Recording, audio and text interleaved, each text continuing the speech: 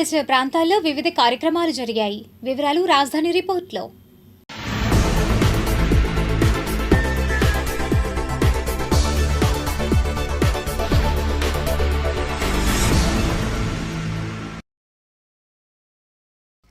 తుళ్లూరులోని గీతామందిరం సెంటర్లో తెలుగుదేశం పార్టీ ఆవిర్భావ దినోత్సవం నిర్వహించారు. ఈ సందర్భంగా తుళ్లూరు గ్రామ తెలుగుదేశం పార్టీ అధ్యక్షులు కాటా అప్పారావు తెలుగుదేశం పార్టీ జెండాను ఎగురవేశారు. అనంతరం ఎన్టీ రామారావు విగ్రహానికి రాష్ట్ర తెలుగుదేశం పార్టీ ప్రధాన కార్యదర్శి దామినేని శ్రీనివాసరావు, తెలుగుదేశం పార్టీ నాయకులు పూలమాల వేసి నివాళులర్పించారు. అనంతరం తుళ్లూరు గ్రామ తెలుగుదేశం పార్టీ అధ్యక్షులు కాటా అప్పారావు మాట్లాడారు. ఈ కార్యక్రమంలో నాయకులు దామినేని శ్రీనివాసరావు, జొన్నకూటి ఏడుకొండలు, మేకల చిన్నబ్బాయి, మేరేగ నాగేశ్వరరావు, కొల్లా వెంకటేశ్వరరావు, తుళ్లూరు గ్రామ మాజీ సర్పంచ్ పోతురాజు, ఆలూరి పున్నారావు తదితర నాయకులు పాల్గొన్నారు.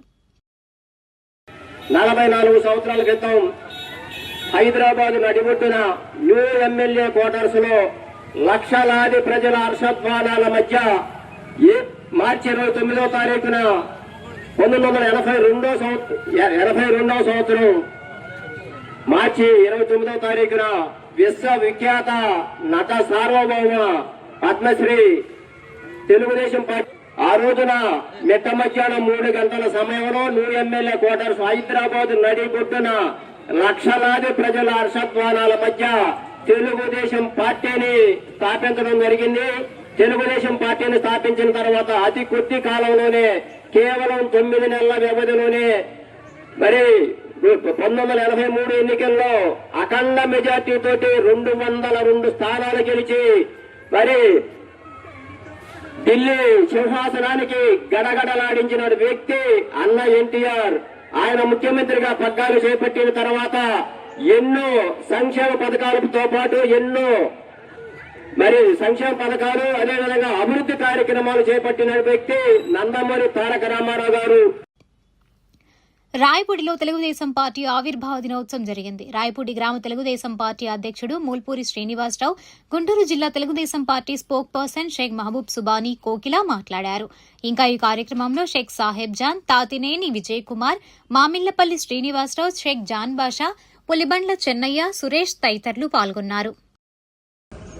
అన్న నందమూరి తారక రామారావు గారు స్థాపించినటువంటి తెలుగుదేశం పార్టీ 44 సంవత్సరాలు ఆవిర్భావ దినోత్సవాన్ని పూర్తి చేసుకొని 45వ సంవత్సరంలోకి ఈరోజు అడుగు పెడతాం జరుగుతూ ఉంది.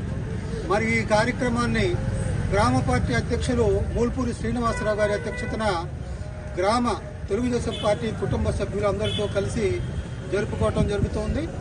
ప్రాంతీయ పార్టీగా ఏర్పాటైనప్పటికీ 44 సంవత్సరాలు పూర్తి చేసుకొని ఇందులో సగానికి పైగా ప్రతిపక్షంలో ఉండి ప్రజాసేవకు అంకితమైనటువంటి ఏకైక ప్రాంతీయ పార్టీగా కొనసాగుతూ ఉంది.